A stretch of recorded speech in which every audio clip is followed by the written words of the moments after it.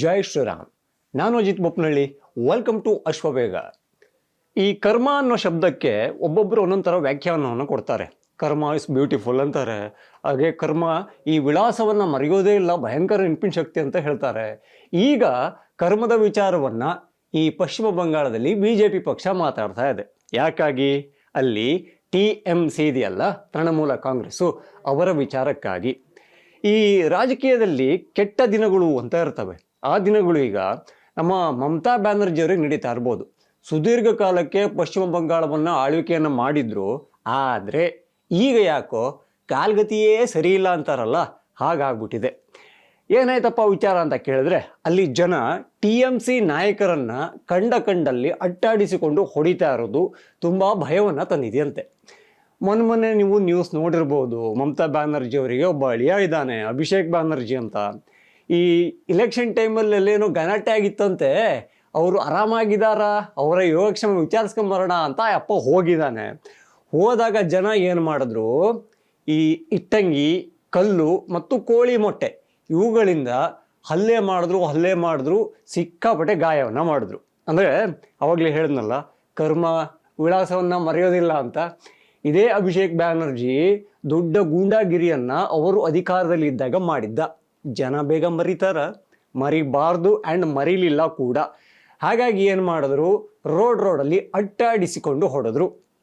ಈ ಗ್ಯಾಪಲ್ಲಿ ಏನಾಗೋಯ್ತು, ಈ ನಕಲಿ ಸಹಿ ವಿಚಾರಕ್ಕೆ ಇಬ್ಬರ ಮೇಲೆ ಭಯಂಕರ ಕಾನೂನು ಕ್ರಮ ತಗೋತೀವಿ ಅಂತ ಅಲ್ಲಿಯ CM ಸುವೇಂದು ಅಧಿಕಾರಿ ಹೇಳಿದ್ದು. TMC ಅವರು, ನಮ್ಮ ಮಮತಾ ಬ್ಯಾನರ್ಜಿ ಅವರು ಏನು ಮಾಡಿದ್ರು, ನಿಮ್ಮಿಬ್ಬರನ್ನು ವಜಾ ಮಾಡ್ತಾ ಇದ್ದೀನಿ ಅಂತ ಶಾಸಕ ಸ್ಥಾನದಿಂದ ಕಿತ್ತೆಸೆದೇ ಬಿಟ್ರು. ಅಂದರೆ ಪಕ್ಷದಿಂದನೇ ಒಗೆದುಬಿಟ್ರು. ಸೊ ಇದೆಲ್ಲ ಆದಮೇಲೆ ಈಗ ಅಳಿಯನ ಮೇಲೆ ಹಲ್ಲೆ ಆಗಿದೆ, ಇನ್ನೊಬ್ಬ ಲೀಡರ್ ಮೇಲೂ ಕೂಡ ಹಲ್ಲೆ ಆಗಿದೆ. ಇದನ್ನೆಲ್ಲ ಪ್ರಶ್ನೆ ಮಾಡಬಾರ್ದೇನ್ರಿ? ಹಾಗಾಗಿ ಏನು ಮಾಡಬೇಕು, TMC ಅವರು ಒಂದು ಪ್ರತಿಭಟನೆಯನ್ನು ಮಾಡಬೇಕು. ಸೊ ಪ್ರತಿಭಟನೆ ಎಲ್ಲಿಂದ ಶುರು ಆಗಬೇಕು, ರೂಪುರೇಷೆ ಹೇಗಿರಬೇಕು, ಹೀಗಾಗಿ ಒಂದು ಮೀಟಿಂಗನ್ನು ಮಾಡೋಣ. ನಮ್ಮನೆಗೆ ಬನ್ನಿ, ಎಲ್ಲರೂ ಕೂಡ ಬರಬೇಕು ಆಯ್ಕೆಯಾದವರು. ಸೊ ಮುಂದಿನ ರೂಪುರೇಷೆಗಳ ಬಗ್ಗೆ ನಾವು ಒಂದು ಮೀಟಿಂಗ್ ಮಾಡಲೇಬೇಕು ಅಂತ ಈ ಮಮತಾ ಬ್ಯಾನರ್ಜಿಯವರು ಈ ಮೀಟಿಂಗನ್ನು ಇಟ್ಕೊಂಡ್ರು. ಆದರೆ ಮೀಟಿಂಗಿಗೆ TMC ಪಕ್ಷದಿಂದ ಆಯ್ಕೆಯಾಗಿದ್ದ 60 ಜನ MLAಗಳು ಬರಲೇ ಇಲ್ಲ. ಬಂದಿದ್ದು ಜಸ್ಟ್ 20 ಜನರು ಇಟ್ಕೊಂಡು ನಾನಿನ್ನು ಪಗಡೆ ಆಟ ಆಡೋದ ಅಂತ ಆ ಮೀಟಿಂಗನ್ನು ಕ್ಯಾನ್ಸಲ್ಲೇ ಮಾಡಿಬಿಟ್ರು ಮಮತಾ ಬ್ಯಾನರ್ಜಿಯವರು. ಇನ್ನೊಂದು ಕಾಮಿಡಿ ಕೇಳಿ. ಈ ನನಗೆ ಹಲ್ಲೆ ಆಯಿತು, ನಂದು ಬರ್ಡೇ ಓಪನ್ ಆಯಿತು, ಅಥವಾ ನನ್ನ ಅಳಿಯಂಗೆ ಈ ಅಪಾಯ ಇದೆ, ಈ ಹಲ್ಲೆ ಮಾಡಿದವ್ರ ಬಗ್ಗೆ ಕಾನೂನಿನ ಕ್ರಮ ತಗೋಬೇಕು, ಇಂಥದ್ದು ಯಾವುದೇ ದೂರನ್ನು TMC ಲೀಡರ್ಗಳಾಗಲಿ ಅಥವಾ ಅಭಿಷೇಕ್ ಬ್ಯಾನರ್ಜಿ ಆಗಲಿ ಮಮತಾ ಬ್ಯಾನರ್ಜಿ ಆಗಲಿ ಯಾರೂ ಕೂಡ ಪೊಲೀಸರಿಗೆ ಕೊಟ್ಟಿರಲಿಲ್ಲ. ಪೊಲೀಸ್ ಕಂಪ್ಲೇಂಟೇ ಆಗಿರಲಿಲ್ಲ. ಆದರೆ ಪೊಲೀಸ್ ಸಮ್ಮುಖದಲ್ಲೇ ಆದ ಹಲ್ಲೆಯಾಗಿದ್ದಕ್ಕೆ 6 ಜನರನ್ನು ಹುಡುಕಿಕೊಂಡು ಕರ್ಕೊಂಡು ಬಂದರು. ಅವರೇ ಒಂದು ಸ್ವಯಂ ಪ್ರೇರಿತವಾಗಿ ದೂರನ್ನು ದಾಖಲಿಸಿಕೊಂಡ್ರು. ಅಸಲಿ ಕಾಮಿಡಿ ಏನು ಗೊತ್ತಾ, TMCಯ ಹಳೆಯ ಒಬ್ಬ ಲೇಡಿ MLA ಇಲ್ಲೋ, ಆ MLA ಜೊತೆಗೆ ಗುರುತಿಸಿಕೊಂಡಿದ್ದ ಅವರ ಆಪ್ತ ಬಣದಲ್ಲಿ ಇದ್ದವರೇ ಆ 6 ಜನ. ಅಂದರೆ ಈಗ TMC ವರ್ಸಸ್ TMC ಅಂತ ಆಗಿದೆ. ಅಂದರೆ ಒಳ ರಾಜಕೀಯಗಳು, ಒಳ ಏಟುಗಳು ಹೆಂಗಿರ್ತವೆ ನಮಗೆ ಗೊತ್ತಾಗೋಲ್ಲ.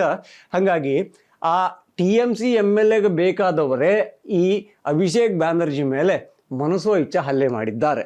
ಜೊತೆಗೆ ಅದನ್ನು ಖಂಡಿಸಿ ನಾವೊಂದು ಹೋರಾಟ ಮಾಡಬೇಕು, ಪ್ರತಿಭಟನೆ ಮಾಡಬೇಕು ಅಂತ ಮಮತಾ ಬ್ಯಾನರ್ಜಿಯವರೇ ಹೇಳಿದ್ರು ಕೂಡ ಬಂದಿರೋದು 20 ಜನ. 60 ಜನ ಬರಲೇ ಇಲ್ಲ.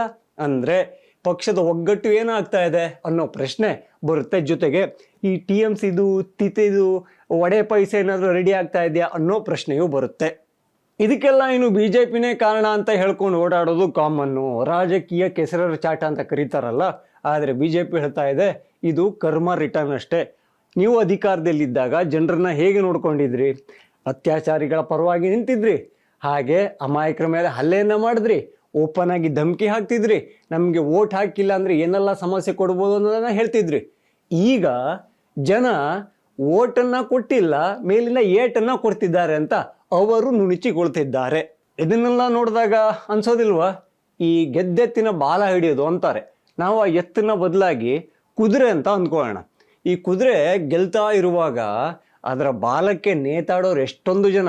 ಅದೇ ಒಂದು ಕುದುರೆ ಸೋಲಕ್ಕೆ ಶುರುವಾಯಿತು, ಸೋಲ್ತು ಅಂದರೆ ಕತ್ತೆ ಬಾಲ ಕುದುರೆ ಜುಟ್ಟು ಅಂದ್ಕೊಂಡು ಬಿಟ್ಟು ಹೋಗೋರು ಇದ್ದಾರೆ. ಹಾಗಾಗಿ ಈಗ ಬಹುತೇಕ ಜನ TMCಯಲ್ಲಿ ಇರುವವರು, ಅಲ್ಲಿ MLA ಆಗಿ ಗೆದ್ದವರು ಮಮತಾ ಬ್ಯಾನರ್ಜಿ ಅವರಿಗೆ ರೆಸ್ಪೆಕ್ಟನ್ನು ಕೊಡ್ತಾ ಇಲ್ಲ. ಪಕ್ಷ ನಿಷ್ಠೆ ಅನ್ನೋದಂತೂ ಇಲ್ಲವೇ ಇಲ್ಲ. ಈ ವಿಚಾರವನ್ನು ನಾನು ಹೇಳ್ತಾ ಇಲ್ಲ. ಫೇಸ್ಬುಕ್ ಲೈವ್ಗೆ ಬಂದು ಮಮತಾ ಬ್ಯಾನರ್ಜಿ ಅವರು ಇಷ್ಟುದ್ದ ಭಾಷಣ ಮಾಡಿದ್ದಾರೆ. ಅದರಲ್ಲಿ ಸ್ವತಃ ಅವರೇ ಒಪ್ಕೊಂಡಿದ್ದಾರೆ, ತಮ್ಮ ಸ್ವಹಿತಾಸಕ್ತಿಗೆ ಪಕ್ಷದ ಹಿತಾಸಕ್ತಿಯನ್ನು ಬಲಿ ಕೊಡೋ TMC ನಾಯಕರಿದ್ದಾರೆ ಅಂತ. ಅಂದರೆ ಈಗ ಮಮತಾ ಬ್ಯಾನರ್ಜಿ ಅವರು ಸೋತಿರೋರು, ಅಧಿಕಾರ ಇಲ್ಲ, ಏನೇ ತಿಪ್ಪರಲಾಗ ಹಾಕಿದ್ರು, ಆಪರೇಷನ್ TMC ಮಾಡಿದ್ರು ಕೂಡ ಏನು ಮಾಡಿದ್ರು ಅಧಿಕಾರಕ್ಕೆ ಬರೋಕೆ ಆಗೋದಿಲ್ಲ. ಈಗ TMCಯಲ್ಲಿ ಇರೋರಿಗೆ ಕಿಮ್ಮತ್ತೇ ಇಲ್ಲ. ಹೊರಗಡೆ ಹೋದರೆ ಜನರ ಭಯ, ಬರ್ತಾರೆ, ನುಗ್ಗುತ್ತಾರೆ, ಅಟ್ಟಾಡಿಸ್ಕೊಂಡು ಹೊಡಿತಾರೆ, ಹಾಗೆ ಆಸ್ಪತ್ರೆಗೆ ಕಳಿಸ್ತಾರೆ. ಇಷ್ಟೆಲ್ಲ ಇದ್ಮೇಲೆ ಅವರು ಮೀಟಿಂಗಿಗೆ ಹೊರಗೆ ಬರೋಕ್ಕಾಗುತ್ತಾ, ಎಲ್ಲೋ ಒಂದು ಕಡೆ ಸೇರೋಕ್ಕಾಗುತ್ತಾ? ಮಮತಾ ಬ್ಯಾನರ್ಜಿ ಅವರ ಮಾತನ್ನು ನಂಬಿಕೊಂಡು ಬೀದಿಗೆ ಒಂದು ಪ್ರತಿಭಟನೆ ಮಾಡೋಕ್ಕಾಗುತ್ತಾ? ಇದನ್ನು ಅವರು ಆಲೋಚನೆ ಮಾಡಿರ್ತಾರಲ್ಲ, ಖಂಡಿತ ಮಾಡಿರ್ತಾರೆ. ನೋಡಿ, ಈ ಕಾಲಚಕ್ರ ಅನ್ನೋದು ಎಷ್ಟು ಬೇಗ ತಿರುಗಿ ಹೋಯ್ತು ಅಂತ. ಬೇಗ ಅನ್ನೋಕ್ಕಾಗಲ್ಲ, ಬಟ್ ಅದು ನಿಧಾನಕ್ಕಾದ್ರೂ ತಿರುಗ್ತಾನೆ ಇರುತ್ತೆ. ತಿರುಗಿದಾಗ ಮಾತ್ರ, ಸಾಡೆ ಸಾತಿ ಬೆನ್ನಿಗೆ ಬಿದ್ದಾಗ ಮಾತ್ರ ಅಯ್ಯ ಜನನ ಹೆಣ ಬಂದು ಹೊಡೆದ್ರು ಆಶ್ಚರ್ಯ ಇಲ್ಲ. ಇನ್ನೂ ಯಾರೆಲ್ಲ ಅಶ್ವವೇಗ ಚಾನಲನ್ನು ಸಬ್ಸ್ಕ್ರೈಬ್ ಮಾಡ್ಕೊಳ್ಳಿದ್ವೋ ಈ ಕೂಡಲೇ ಮಾಡಿ. ಹಾಗೆ ಎಲ್ಲ ವಿಡಿಯೋಗಳಿಗಾಗಿ ಬೆಲ್ ಐಕಾನನ್ನು ಒತ್ತಿ. ಜೈ ಶ್ರೀರಾಮ್.